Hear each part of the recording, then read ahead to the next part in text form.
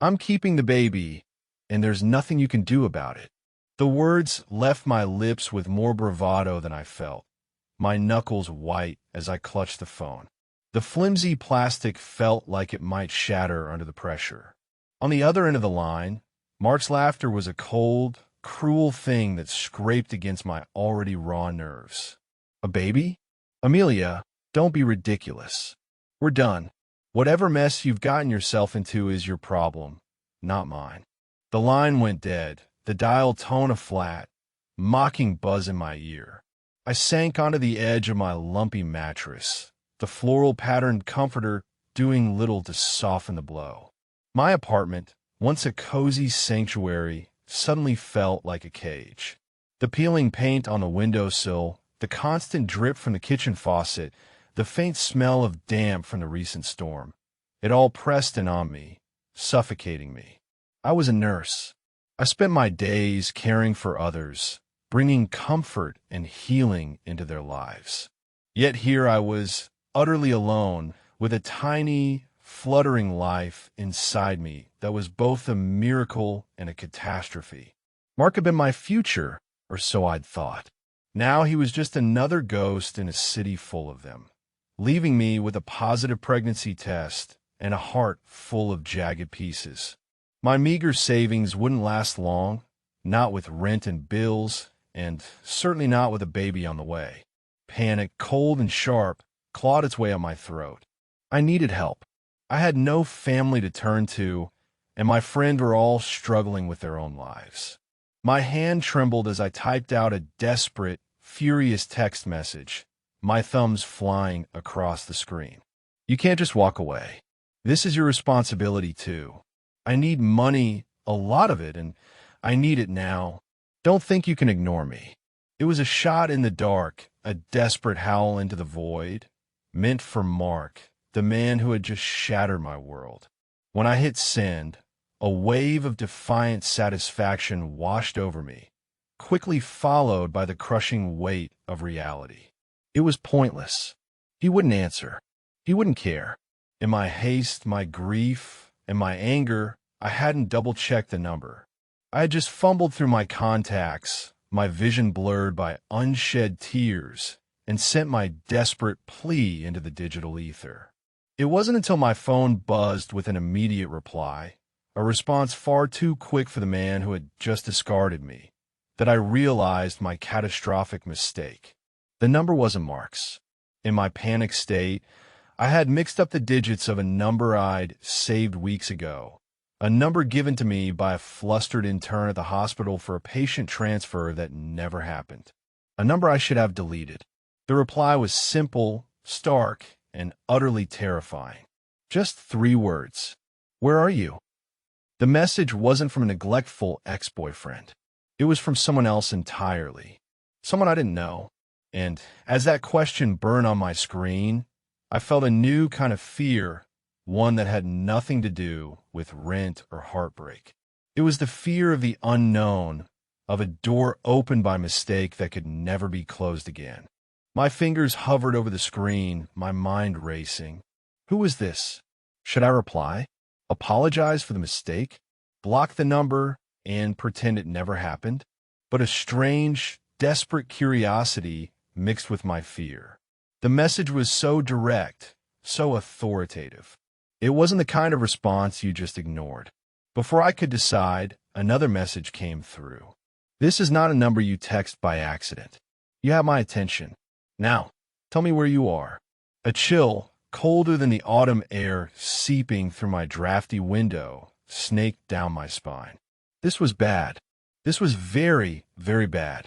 I thought about the hospital, the frantic scribbling on a notepad, the hurried exchange of numbers for a patient that was supposed to be transferred to a private facility. A very exclusive, very private facility.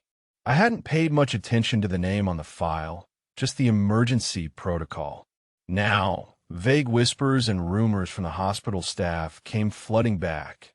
Stories about a powerful family, a shadowy organization that operated in the city's underbelly, a name that made people lower their voices. Vincenzo Cashin. My blood ran cold. I had, in my emotional, hormonal, heartbroken state, sent a demand for money to the head of the city's most notorious crime family. The text suddenly seemed monumentally stupid, a death wish typed out in a fit of pique. I needed to fix this to explain. I quickly typed out an apology. I'm so sorry. This was a mistake. Wrong number. Please disregard. I held my breath, praying that would be the end of it. The response was instantaneous. I don't believe in mistakes. Only opportunities. You said you need money. A lot of it. And you need it now. That sounds less like a mistake and more like a proposition. The address, Amelia. Seeing my name, typed out by this stranger, made the air leave my lungs. How did he know my name? A quick, frantic scroll through my phone settings confirmed my worst fears. My full name was visible on the messaging app profile. He wasn't just some random person. He was resourceful. He was powerful. And now he knew who I was. The command was absolute. There was no room for argument. Part of me screamed to throw the phone against the wall, to pack a bag and run. But where would I go? I had nothing. I was pregnant, alone, and broke. The other part of me, the part that was drowning, saw a hand reaching through the water. It might be the hand of a monster, but it was a hand nonetheless. With a sense of surreal detachment, as if I were watching someone else, I typed out my address. The second I hit send, regret crashed over me. What had I done? I had just invited a mob boss to my doorstep. I was an idiot, a complete and utter idiot. I paced the length of my tiny living room, my heart hammering against my ribs like a trapped bird. Every creak of the old building, every siren in the distance, sent a fresh jolt of terror through me. I considered calling the police, but what would I say? Hello, officer? I think I accidentally demanded money from the mafia, and now he's coming over. They'd think I was crazy. Minutes stretched into an eternity. Then, through my thin walls, I heard it. The low, deep rumble of a powerful engine, a sound utterly alien to my modest neighborhood of beat-up sedans and minivans. I crept to the window and peered through the blinds. Parked directly in front of my building, gleaming under the weak streetlights like a panther carved from obsidian, was a black limousine. It was so long it took up 2 parking spaces. A man in a sharp black suit stepped out from the driver's side, his movements efficient and precise. He didn't look at the building. He looked at his watch, as if on a strict schedule. My phone buzzed again. A new message. Come down. It wasn't a request. It was a summons. This was it. This was real. My life, as I knew it, was over. I didn't know if I was walking toward my salvation or my execution, but I knew I had no other choice but to obey.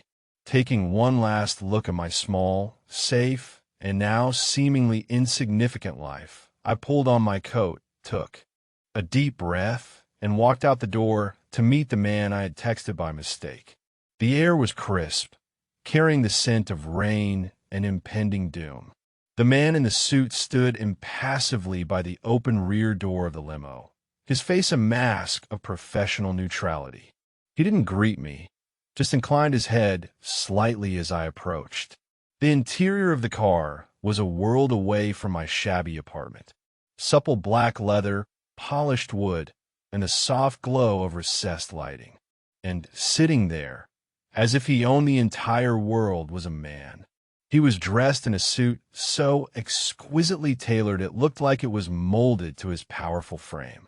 His hair was dark, his jaw sharp, and his eyes were the color of storm clouds, and they were fixed on me with an intensity that seemed to strip me bare. He held my phone in his hand, my desperate text message still displayed on the screen. "Amelia," he said, his voice a low, resonant baritone that sent a shiver down my spine. It was the voice of absolute authority. "I'm Vincenzo Cashin, and you have my undivided attention." He gestured to the seat opposite him. "Get in. We have much to discuss." It wasn't an invitation. It was a command. And as I slid into the opulent cage, the door shutting behind me with a soft, final click, I knew my life had just been irrevocably hijacked. The silence inside the car was heavier than any sound. It was a weighted, expectant silence, thick with unspoken power. The city lights slid past the tinted windows, blurring into streaks of neon and gold. But inside this cocoon of leather and steel, the world outside ceased to exist. There was only him, Vincenzo Cashin. He didn't speak immediately. He just watched me, his gaze analytical, unblinking. It wasn't overtly threatening, but it was deeply unsettling, like being studied by a predator deciding if you were prey or a curiosity. I sat ramrod straight, my hands clasped tightly in my lap, trying to project a calm I was nowhere near feeling. My nurse's training kicked in. Assess the situation, remain composed, don't show fear. But this wasn't a medical emergency I could manage. This was a man who could erase people with a word. "You're a nurse at St. Michael's General," he stated, not asked. The sound of my workplace on his lips was jarring. "You work in the cardiac wing. You're highly recommended by your superiors. Dependable, compassionate, and you are, according to the information you so kindly provided, in need of a significant amount of money." He glanced down at the phone in his hand before setting it on the polished console between us. The screen lit up, illuminating my foolish, frantic words. "So, tell me, Amelia, what kind of trouble is a dependable, compassionate nurse in that requires her to send threats to strangers?" His tone was level, almost conversational, but the undercurrent of danger was unmistakable. I swallowed hard, my throat dry. "It was a mistake," I whispered, the words sounding feeble even to my own ears. "I told you. I meant to send it to someone else." "The father of your child," he said, and the world tilted on its axis. My hand flew instinctively to my stomach, a gesture I hadn't even been aware of until that moment. His eyes followed the movement, a flicker of something unreadable in their depths. How did you know?" My voice was barely a breath. He gave a small, humorless smile. "Amelia, when someone like me receives a message like yours, I don't leave things to chance. I have people who are very good at finding answers. It took them less than 10 minutes to learn your name, your address, your profession, your recent romantic entanglement with a sales manager named Mark Johnson, and the fact that you visited an obstetrics clinic 2 days ago. The efficiency of it was terrifying. In the time it took me to have a panic attack, he had unspooled my entire life. He knew everything. The feeling of being so completely exposed was nauseating. There are no secrets. Not from him. He doesn't want it," I said, the confession tumbling out before I could stop it. "The baby, he told me to get rid of it." The shame and hurt were a fresh wound, and saying the words aloud made them horribly real. I expected a sneer, a judgment, or, at the very least, cold indifference. But Vincenzo Cashin just continued to watch me, his expression unchanged. "And what do you want, Amelia?" he asked, his voice softer now, but no less intense. The question caught me off guard. No one had asked me that.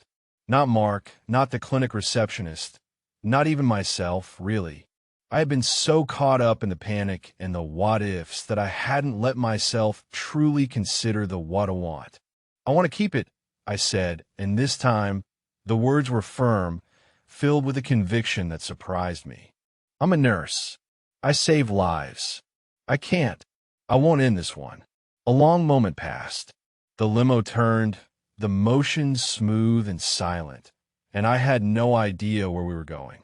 I felt like a parcel being delivered to an unknown destination. "A noble sentiment," he finally said. "But nobility doesn't pay for rent or doctors or diapers. Your ex-boyfriend has already emptied his apartment and is likely halfway to another state by now. You have no family to support you. Your savings are inadequate. He laid out the grim reality of my situation with the detached precision of a surgeon. He wasn't being cruel, he was just stating facts. Facts he had gathered in a matter of minutes. Facts that I've been trying desperately to ignore. So, I'll get another job, I said, my voice rising with a defensive edge. I'll work extra shifts. I'll figure it out.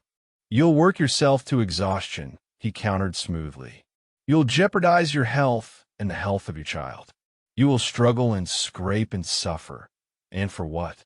To maintain a life that is already hanging by a thread, all because of a man too weak to face his responsibilities. He leaned forward slightly, the faint scent of expensive cologne and something uniquely masculine reaching me. You sent me a message, Amelia, a demand. In my world, that is a binding contract. You asked for my help, and I am here to provide it. I stared at him, bewildered. Provide it? How? Why? Let's call it an investment, he said, his eyes locking onto mine. I'm a man who values integrity, loyalty, strength. You showed a flicker of it when you defied the boy who left you. That interests me. The limo slowed, gliding to a stop before a towering skyscraper of black glass and steel that speared the night sky. The building screamed money and power. This wasn't a negotiation in a back alley. This was something else entirely. I'm taking you to a safe place, he said, as the door was opened by another suited man. My place. From now on, you and your child are under my protection. Your financial problems are over. Your ex-boyfriend is no longer a concern. Your only responsibility is to stay healthy and do exactly as I say. He got out of the car and held out his hand. Cool, mate. It was a choice that was no choice at all. Stay in the car and be returned to my life of poverty and desperation, or take his hand and step into a world of unimaginable wealth and terrifying danger. My life had been a ship sinking in a storm. He was offering a lifeboat, but it was captained by a pirate. With a trembling hand, I placed my palm in his. His grip was firm, warm, and possessive. As he led me from the car and into the marble-floored lobby of his building, I felt the last vestiges of my old life fall away. I had texted the devil by mistake, and he had replied with a gilded cage. The elevator was a silent, mirrored box, ascending with unnerving speed. Vincenzo hadn't let go of my hand, his thumbs stroking absently over my knuckles. The gesture was strangely comforting and deeply possessive all at once. I watched our reflections, me in my simple coat and worn-out flats, looking small and overwhelmed. Him, a towering figure of dark, imposing elegance. We were a study in contrasts, a collision of two worlds that should never have touched. The doors opened directly into a penthouse that was less an apartment and more a palace in the sky. The living area was vast, with floor-to-ceiling windows offering a breathtaking 180-degree view of the city lights glittering like a carpet of scattered diamonds. The furniture was minimalist and modern. Sleek leather sofas, chrome and glass tables, and abstract art on the walls that probably cost more than my entire building. Everything was in shades of black, white, and gray, a cool, controlled environment that perfectly mirrored the man beside me. A severe-looking woman with her hair in a tight bun, dressed in a crisp, gray uniform, was waiting for us. She bowed her head slightly. Mr. Cashin, everything is prepared. Thank you, Elena, he said, his voice dropping the hard edge it had held in the car. This is Amelia. She will be staying with us. Show her to the guest suite. See to it that she has everything she needs. He finally released my hand, and the loss of contact was surprisingly sharp. He turned to me, his expression once again unreadable. Elena will take care of you. Rest. We'll talk more in the morning. And with that, he strode away, disappearing down a long hallway without a backward glance, leaving me alone with the silent housekeeper. Elena's face was stern but not unkind. "This way, miss," she said, her voice soft but formal. She led me down another hall, this one lined with dark wood and subtle lighting, to a set of double doors. She pushed them open to reveal a bedroom suite that was larger than my entire apartment. A king-size bed with a mountain of pillows sat in the center. A plush white rug lay on the floor, and another wall of windows offered a different, equally stunning view of the city. There was a walk-in closet bigger than my bedroom, already stocked with clothes in my size, soft pajama sets, luxurious robes, casual wear, and even dresses. My jaw dropped. "Ow!" Elena's expression didn't change. "Mr. Cashin is a thorough man. The bathroom is through there. A meal will be brought to you shortly. If you require anything, use the intercom on the nightstand." She gave another slight bow and retreated, closing the doors silently behind her, leaving me in stunned silence. I walked in the bathroom, and my breath caught. It was a spa carved from marble and chrome. A massive walk-in shower with a rainfall head, a deep soaking tub, and a vanity stocked with every high-end cosmetic imaginable. On the counter, neatly arranged, were prenatal vitamins. The detail was so specific, so thoughtful, it was unnerving. He hadn't just thrown money at the problem. He had considered the details. He hadn't just provided a cage.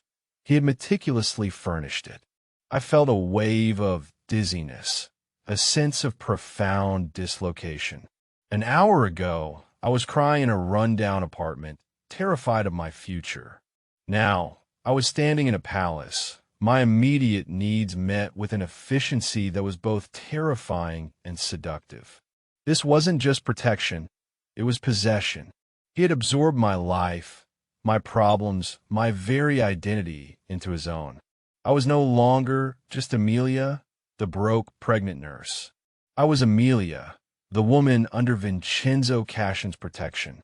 The titles felt worlds apart. A light knock on the door announced the arrival of my meal. A young man in a similar uniform brought in a tray laden with food, a light but nourishing soup, grilled chicken, steamed vegetables, and a glass of milk. It was a meal designed for a pregnant woman.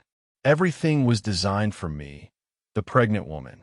After I ate, I showered, the hot water a blessed relief, washing away the grime of the day and some of the tension in my shoulders. I slipped into a pair of silk pajamas that felt like a whisper against my skin and climbed into the enormous, comfortable bed. I should have been terrified. I should have been plotting my escape. But as I lay there, cocooned in luxury, the gnawing anxiety that had been my constant companion for weeks began to recede. For the first time since I saw that positive test, the relentless panic in my chest quieted. He had taken away my freedom, my autonomy, but he had also taken away my fear. I didn't know what his motives were, what he wanted from me in return for this extravagant rescue. But as I drifted off to sleep, with the city lights twinkling below me like a private constellation and my hand resting on my still flat stomach, a single, treacherous thought echoed in my mind. For the first time in a very long time, I felt safe. And that terrified me more than anything else.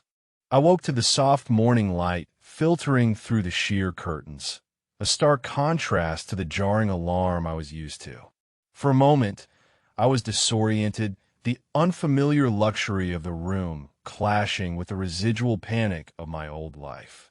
Then it all came flooding back, the text, the limo, Vincenzo. I was a guest, or perhaps a prisoner, in a lion's den. I found a simple, elegant day dress laid out for me, a soft gray cashmere that fit perfectly. I felt like a doll being dressed for a role I didn't understand. When I emerged from the suite, the apartment was quiet. I followed the faint aroma of coffee to the main living area, where Vincenzo stood by the vast windows, a coffee cup in his hand, looking out over the city as if it were his personal kingdom. He was dressed more casually today, in dark trousers and a fine-gauge black sweater that did little to hide the powerful muscles of his shoulders and chest. He turned as I approached, his storm gray eyes assessing me. "Good morning, Amelia. Did you sleep well?" His voice was calm, the morning sunlight catching the sharp planes of his face. "Yes," I said, my own voice a little shaky. "Thank you." "Good," he nodded, gesturing to a dining table set for two. "Elena has prepared breakfast." We ate in a silence that was less tense than the night before, more observational. I felt him watching me, tracking my every movement. It wasn't predatory, but it was constant. He was gathering information, still piecing me together. After we finished, he led me to a sitting area, and I braced myself for the conversation I knew was coming. "I've taken the liberty of managing your affairs," he began, his tone matter of fact. "Your lease has been terminated, and your belongings have been moved into a secure storage unit. Your resignation has been submitted to the hospital, effective immediately." My head snapped up. "My job? You can't do that." "I can, and I have," he replied, his voice unyielding. "Your focus now is on your health. You will not be returning to a high-stress environment, working long hours on your feet. That's my career, my life." I protested, standing up. The illusion of safety shattered, replaced by the stark reality of my situation. I had no job, no apartment, no life outside of him.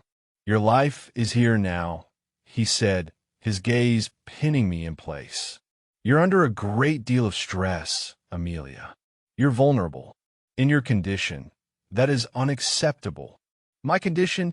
I shot back, my fear being rapidly replaced by anger.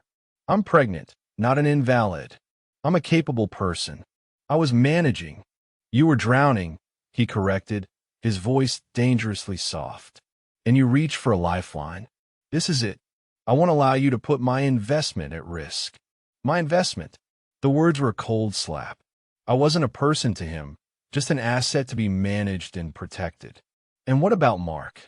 I asked, a bitter taste in my mouth. "Did you manage him too?" A flicker of something cold and ruthless crossed his face.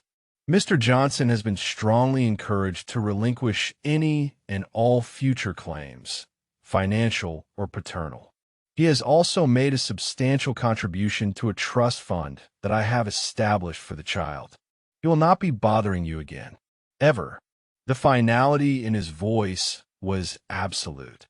A part of me was relieved, knowing I would never have to see Mark's face or hear his cruel dismissal again. But another, larger part was horrified.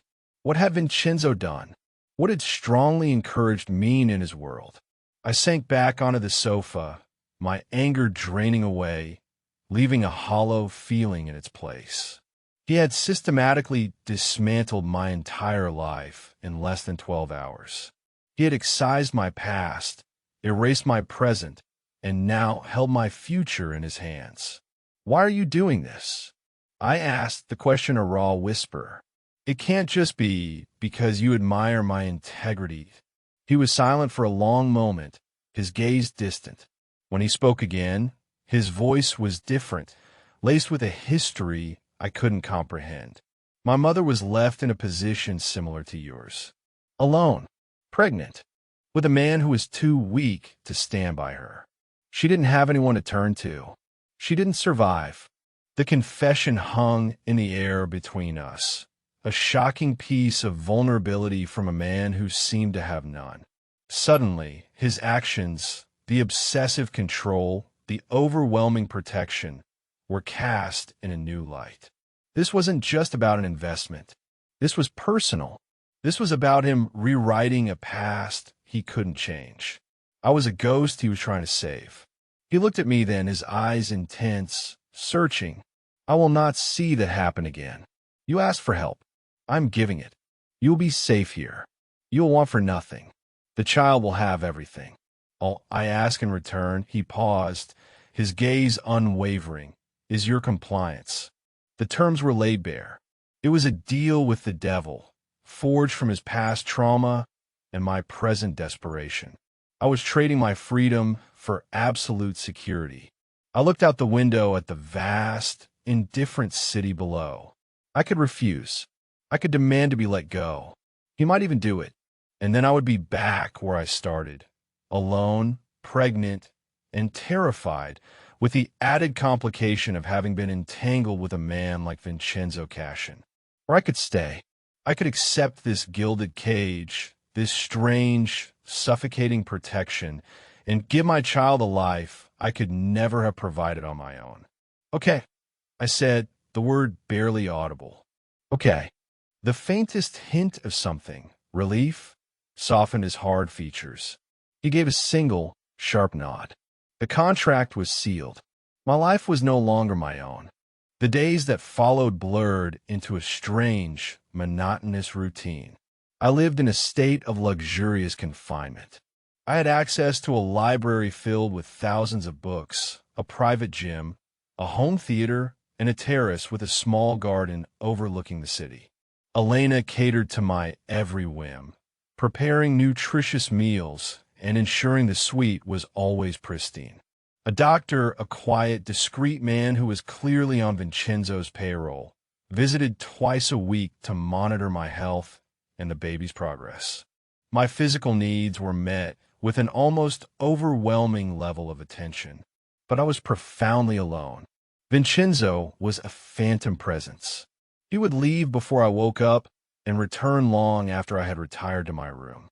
Sometimes I would catch a glimpse of him, a fleeting image of him on a phone call, his face a mask of cold fury, or see him stepping into the elevator flanked by two stone-faced bodyguards. We rarely spoke. We existed in the same space, but in different universes. He was the king of a violent, shadowy empire, and I was his prized possession, kept safe and polished in a glass box. I found myself watching the news, scanning the headlines for any mention of him, of his world. I'd read about gangland disputes, about business rivals who suddenly retired, about police investigations that went nowhere, and I would wonder, was he responsible? Was the man who ensured I had fresh fruit every morning the same man, ordering someone's demise? The thought was a constant, unsettling hum beneath the surface of my gilded life. One rainy afternoon, overcome by a bout of loneliness and restlessness, I wandered into his study. It was the one room Elena had politely hinted was off limits. It was stark and masculine, dominated by a massive mahogany desk. The walls were lined with books, but unlike the ones in the library, these were old, leather-bound volumes. Curious, I pulled one out. It was a collection of classic poetry. I flipped through the pages, and a photograph fell out. It was old and faded. A beautiful woman with sad eyes stood with her arm around a young boy, no older than 10. The boy had the same serious expression, the same storm cloud eyes as the man I knew. He was instantly recognizable as a young Vincenzo. His mother. She was beautiful, but there was a fragility about her, a deep-seated sorrow in her smile. I felt a pang of empathy for the stern, lonely boy in the photo. Suddenly, the door opened, and Vincenzo stood there. His eyes immediately went from my face to the photograph in my hand. His expression hardened, a cold mask slamming down. "What are you doing in here?" he asked, his voice lethally quiet. "I am sorry," I stammered, my heart pounding. I didn't mean to pry." I held out the photograph. He strode across the room and snatched it from my hand, his knuckles brushing mine. The brief contact was like an electric shock. He stared down at the photo, his jaw tight. "She was beautiful," I whispered. He didn't answer for a long moment. He gently placed the photograph back in the book and slid it onto the shelf, his movements precise, controlled. "Her name was Isabella," he said finally, his back still to me. "She loved poetry, and she was too good for this world." He turned to face me, and for a fleeting second, I saw past the mafia boss, past the ruthless protector. I saw the 10-year-old boy in the photograph, the boy who had lost his mother. He left her for another woman, he said, his voice flat, devoid of emotion. A woman with more status, more connections. He told her the child would ruin his ambitions. She was from a proud family. The shame was too much for her to bear. He didn't need to say more. I understood. The story was so painfully similar to my own, but the ending was a world apart. Mark's rejection had wounded my pride. Her lover's rejection had destroyed her life. I promised myself, he continued, his gaze intense, that I would never be that man, that I would never be weak, that I would protect what is mine, no matter the cost. What is mine? The words echoed in the silent room. I was his. My child was his. We were his chance to write a history that had haunted him his entire life. The air between us was charged, thick with unspoken emotions. He had revealed a piece of his soul, a glimpse into the trauma that forged the man he had become. It didn't excuse his actions, the control, the imprisonment, but it explained them. Vincenzo, I started, but I didn't know what to say. I'm not her. His eyes met mine, a flicker of something raw and vulnerable in their depths before it was extinguished. I know, he said softly. You're a fighter. She wasn't. He took a step closer, close enough that I had to tilt my head back to look at him. He raised a hand and gently brushed a stray strand of hair from my face, his touch surprisingly gentle. The gesture was so intimate, so unexpected, it made my breath catch. For the first time, I wasn't just his responsibility or his investment. In that moment, I felt like something more. The tension was broken by the buzz of his phone. He pulled it out, his expression immediately hardening as he looked at the screen. The mask was back in place. I have to go, he said, his voice once again crisp and authoritative. He turned and walked out, leaving me alone in the study, my heart racing and my mind reeling. The distance between us had collapsed, if only for a moment. But in that moment, something had changed. I had seen the man behind the monster, and I was no longer sure which one I was more afraid of. Life in the penthouse continued its surreal rhythm, but after the encounter in his study, a subtle shift occurred. The space between us, once a vast, silent chasm, now felt charged with a quiet awareness. He started appearing for dinner more often. Our conversations were stilted at first, limited to polite inquiries about my day and my health. But slowly, tentatively, they deepened. I would ask him about a book I was reading, and he would offer a surprisingly insightful analysis. He would ask about my nursing career, and I would tell him stories from the hospital, the small victories and heartbreaks. I found myself talking about my dreams, the simple ones I had before my life imploded, traveling, maybe specializing in pediatric care. He would listen intently, his gray eyes never leaving my face, absorbing every word. I learned about his world through inference and evasion. He never spoke directly about his business, but he would mention trips to Chicago or Miami, meetings with associates, and problems that needed to be resolved. He spoke of loyalty and betrayal as the currency of his world, and I began to understand the immense pressure he lived under, the constant threat of violence that was his daily reality. One evening, I was on the terrace, watching the sunset paint the sky in fiery strokes of orange and pink. The baby, now a distinct and active presence, kicked against my ribs. I gasped, placing a hand on my growing belly. Vincenzo came out to join me, holding 2 glasses. He handed me one. It was sparkling cider. "Is everything all right?" he asked, his brow furrowed with concern. "He's just active tonight," I said, smiling. "Here." I took his hand, the one not holding a glass, and placed it on my stomach. His hand was large and warm, and at first he was tense, as if he were afraid he might break me. Then the baby kicked again, a solid thump against his palm. A look of pure, unadulterated wonder transformed his face.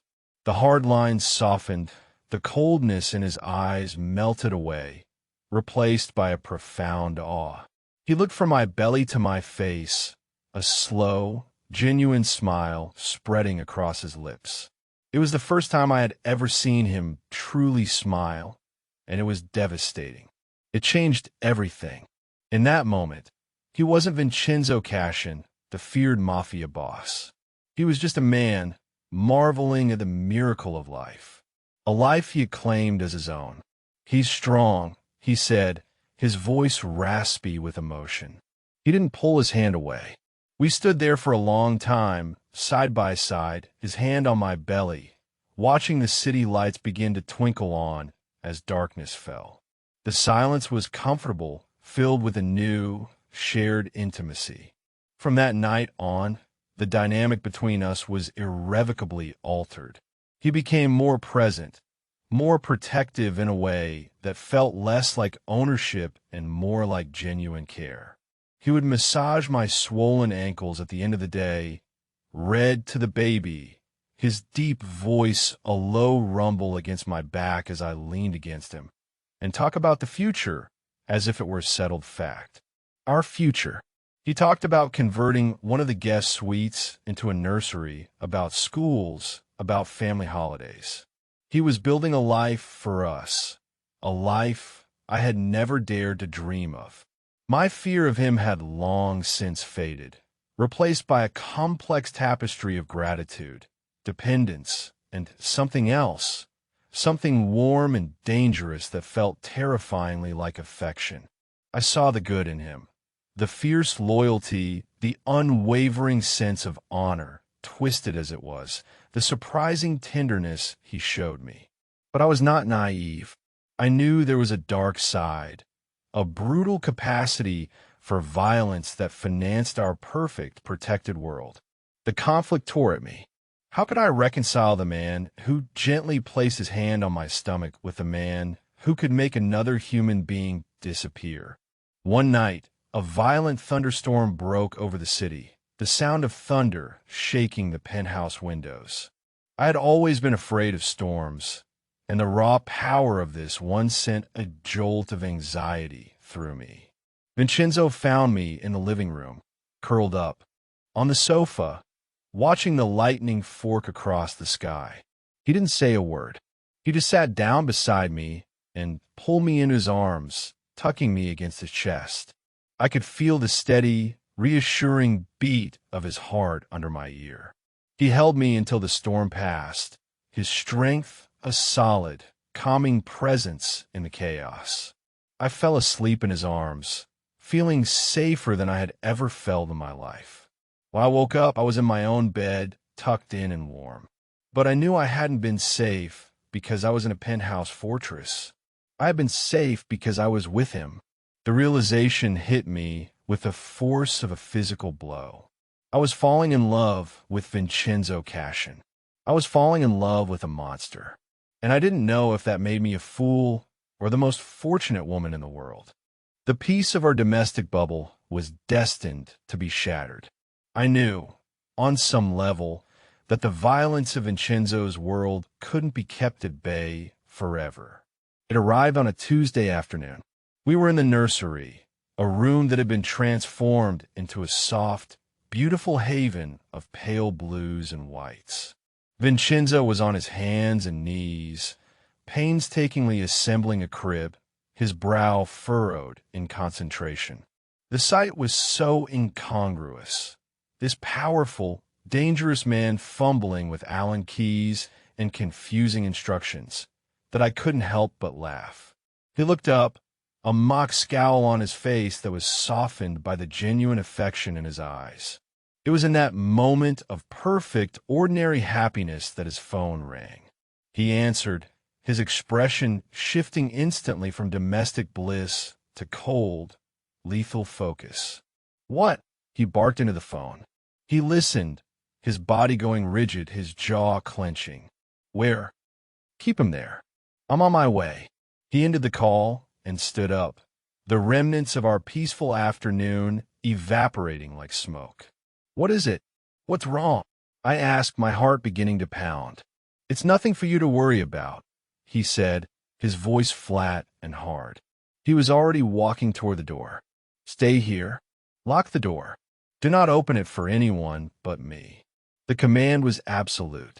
Vincenzo, wait. I cried, grabbing his arm. Tell me what's happening. He looked down at my hand on his arm, then back to my face. For a moment, the mask cracked, and I saw a flash of raw fury and something else. Fear. Fear for me.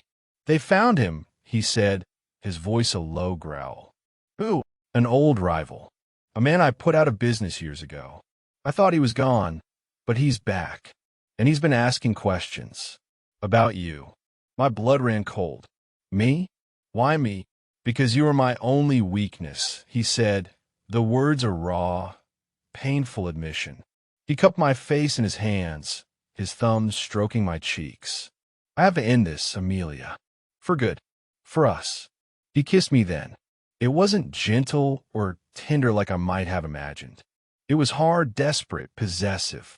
It was a kiss that tasted of fear and promises, a brand of ownership before he went to war. I love you, he whispered against my lips, the words torn from him, raw and visceral. Then he was gone.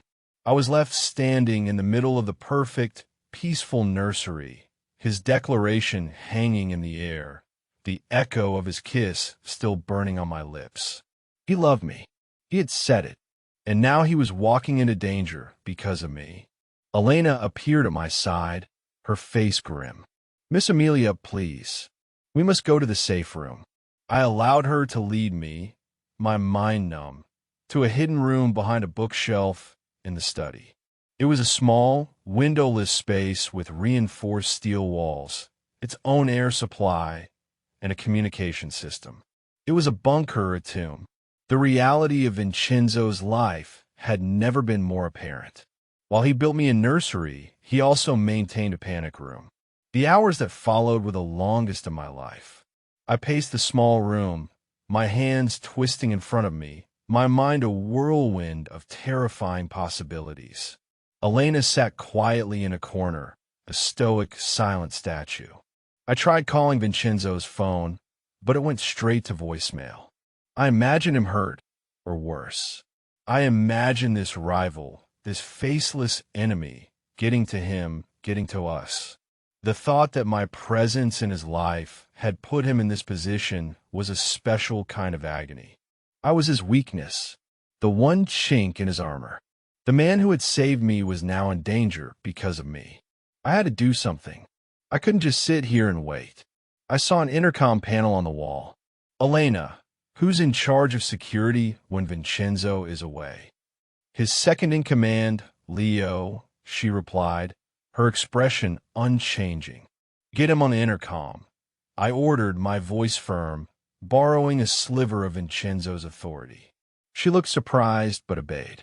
A man's voice, rough and wary, crackled through the speaker. Yes. Leo, this is Amelia, I said, trying to keep my voice steady. What is the status of Mr. Cashin? There was a pause. Ma'am, I can't disclose that information. The hell you can't. I snapped, my fear forging into a cold, hard anger. He is out there, putting his life on the line because of a threat to me. I'm not some fragile doll to be hidden away. I am the mother of his child. Now, you will tell me everything you know, or so help me. When he gets back, I will make sure he strips you of your position and send you to the dullest, most remote outpost he owns. Do you understand me? The silence on the other end was deafening. I had no idea if I had the authority to make such a threat, but I delivered it with every ounce of conviction I could muster. Finally, the voice came back, tinged with a new respect. Yes, ma'am. We have Mr. Rivaldo cornered in a warehouse on the West Side docks. The boss went in to handle it personally.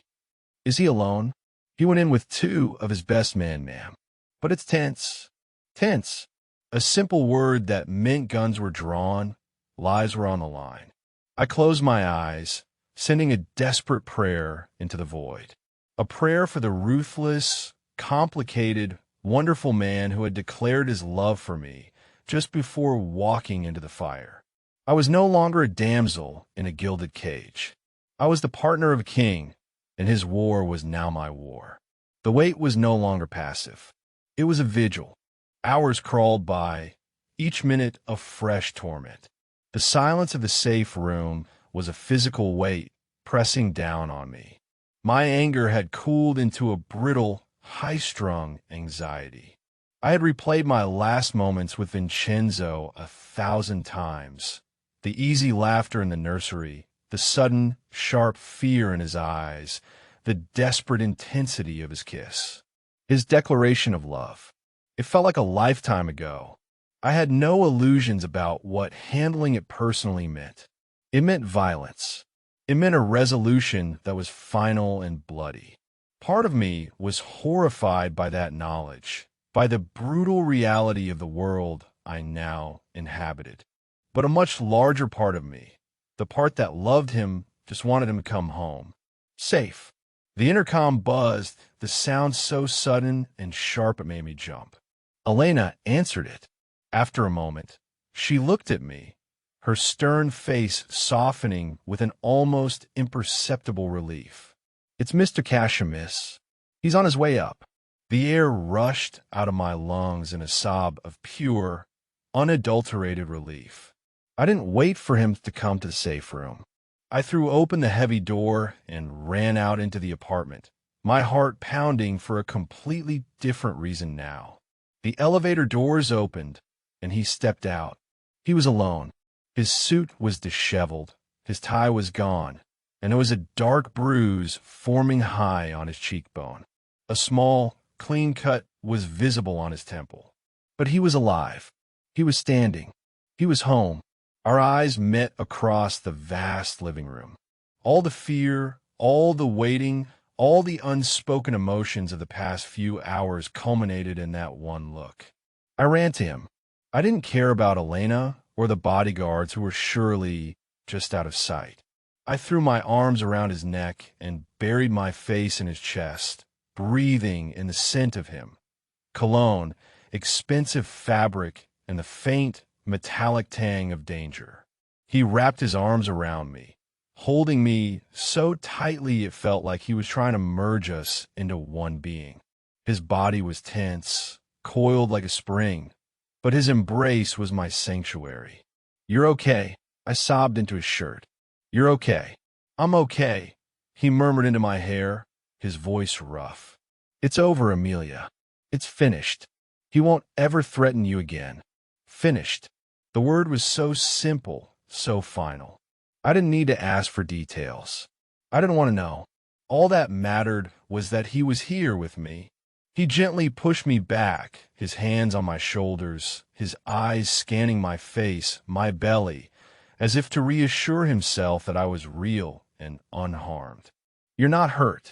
"I'm fine," I whispered. "Just scared." "I know," he said, his thumbs stroking the line of my jaw. "It won't happen again. I'm restructuring things, tightening security. No one will ever get that close to you again." He led me to the sofa, and we sat, still clinging to each other. Adrenaline was still coursing through him. I could feel the tremors in his hands. He had walked through fire and come back to me. Now that the immediate danger was over, his words from before came rushing back. I looked up at him, my heart in my throat. Before you left, you said you loved me." His gaze softened, the last of the hardness from the fight melting away, leaving only the man who had assembled a crib for our son. "I do," he said, his voice quiet but firm, filled with an unshakable conviction. "I think I have from the moment you sent that ridiculous, defiant text message. You walked in my life by accident, Amelia, and you showed me what it was like to have something to protect other than territory and money. You showed me what it was like to have a home." Tears welled in my eyes. "I love you too, Vincenzo," I confessed, the words feeling both terrifying and completely natural. "I was so scared of you at first, of this life, and I'm still scared sometimes. But I'm more scared of a life without you in it." He cupped my face, his expression serious, intense. You don't have to be. This life, it's mine, not yours. You and the baby are my world.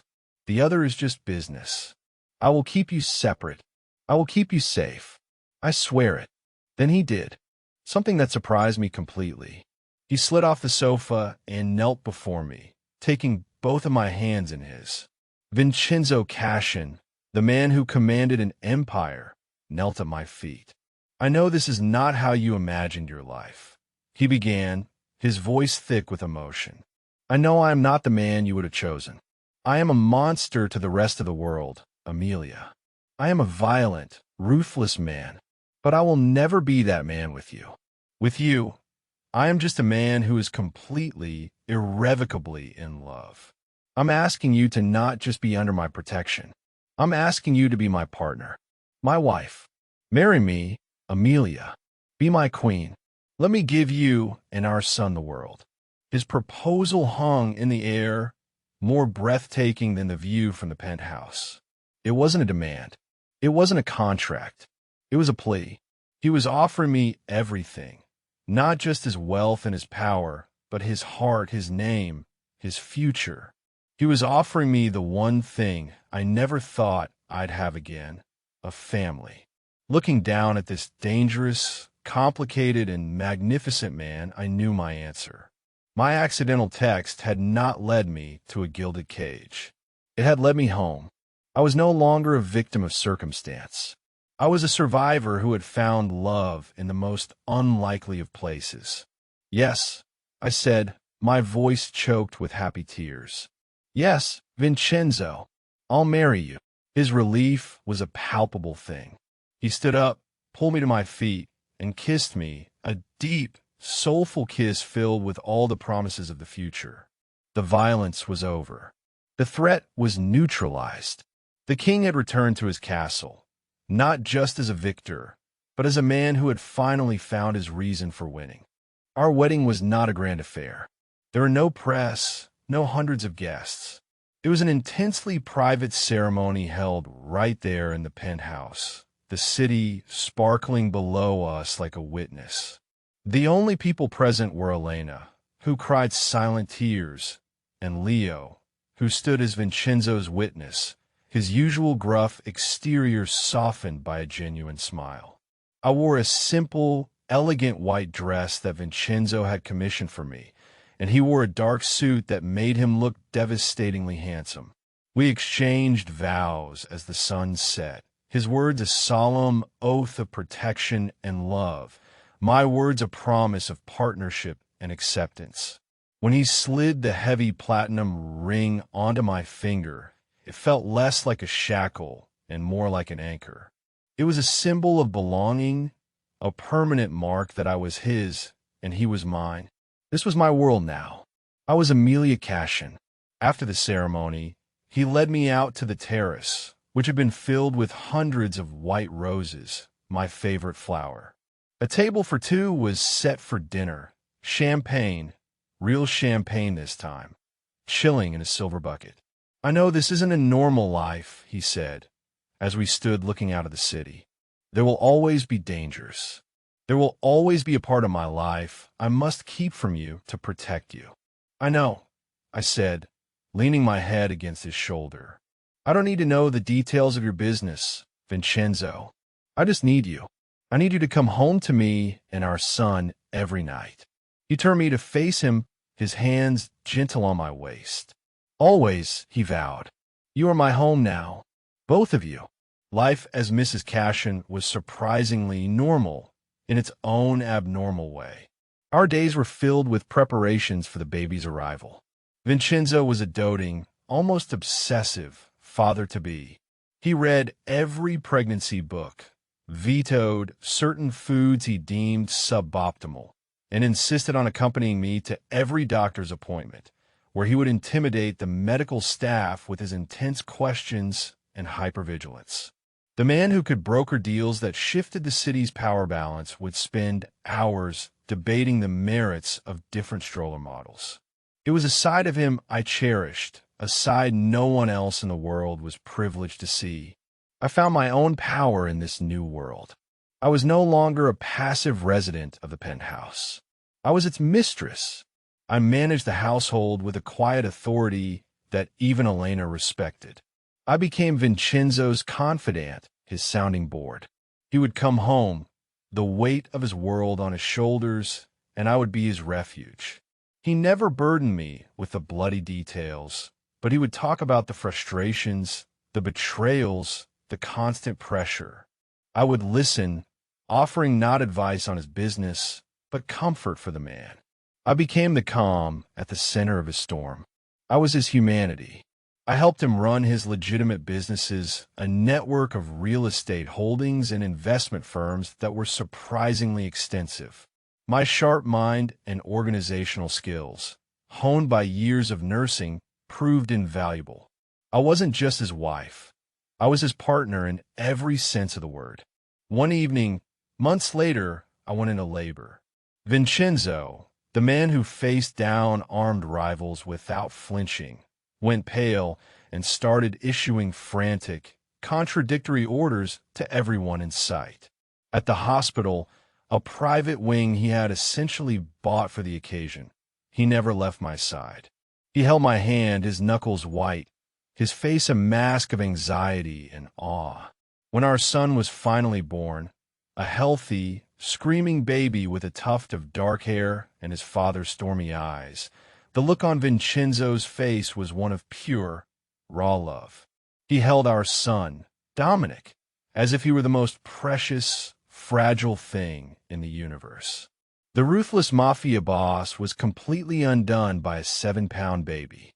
Looking at my husband and my son, my family, I felt a wave of profound peace. My life was a paradox. It was built on a foundation of danger and violence. It was filled with more love and security than I had ever known. The text message I had sent in a moment of sheer desperation. The mistake that should have ruined my life had instead led me to this. It had led me to a fierce, complicated man who rewrote his own tragic past by saving my future. It had led me to a love that was as powerful and unconditional as the man himself. It had led me to a gilded cage that had, against all odds, become my perfect sanctuary. We were a strange, unlikely family, forged in the crucible of fear and circumstance. But we were a family nonetheless. And as Vincenzo leaned down to kiss me, his other hand resting protectively on our son's head, I knew that no matter what storms came our way, we would face them together. He was my dark protector, I was his saving grace, and together we were invincible. The weeks after Dominic's birth settled into a new kind of blissful chaos. The penthouse, once a silent monument to masculine control, was now filled with the sounds of a baby. Faint cries in the night, happy gurgles in the morning, the soft whir of a bottle warmer. Vincenzo was utterly enchanted. He would cancel meetings with his most important and likely most dangerous associates just to be home for Dominic's bath time. He would sit for hours, just holding our son, studying his tiny features with an intensity he usually reserved for business rivals. It was clear that Dominic's arrival had shifted something fundamental within him. His protective instincts, already formidable, had magnified tenfold. The security around the penthouse became even more airtight, his vetting of staff more rigorous. But it was a protection born not of paranoia, but of profound love. He was determined to give our son a world untouched by the darkness of his own. One night, I found him standing in the nursery, looking down at Dominic sleeping in the crib he had so painstakingly assembled. The moonlight cast long shadows across the room, and in the quiet, he looked less like a king in his castle and more like a guard on watch. "He's perfect," Vincenzo said, his voice a low whisper, so as not to wake the baby. "He is," I agreed, coming to stand beside him, wrapping my arm around his waist. He draped an arm over my shoulders, pulling me close. We stood there in comfortable silence, a united front watching over our son. "I never knew," he said finally, his voice thick with an emotion he still struggled to show, that a life like this was possible. I thought my path was set. Power, control, and solitude. That was my inheritance. You made a new path, I told him, looking up at his strong profile. You chose this. No, he corrected, turning to look down at me, his gray eyes soft and serious. You chose me. You trusted me when you had every reason to run. You saw something in me worth saving. You, Amelia, are the architect of this life. I just provided the materials. It was the most beautiful thing he had ever said to me. He saw me not as someone he had rescued, but as an equal partner who had rescued him right back. The dynamic between us was no longer that of a protector and the protected. We were two halves of a whole, each providing a strength the other lacked. He gave me security, and I gave him a heart. The old ghosts of my past were gone. Mark Johnson was a faint, pathetic memory, a closed chapter one never had to reread. My financial worries were a distant nightmare. My old life of quiet desperation felt like it had belonged to another person. I had traded it for a life of opulent security, but more importantly, for a love that was fierce, absolute, and real. I had found my place not beside a powerful man, but at the very center of his world, as his queen, his partner, and the mother of his heir. I was no longer a nurse who had made a terrible mistake. I was Amelia Cashin, and every choice, every fear, every moment of uncertainty had led me here to this perfect, quiet moment in the dark, standing beside my husband, watching our son sleep. The accidental text message hadn't been a mistake at all. It was destiny delivered to the wrong number. My life was a testament to the strange and beautiful irony of fate. In reaching out to the man who broke my heart, I had inadvertently contacted the man who would spend the rest of his life putting it back together, stronger and more whole than it had ever been before.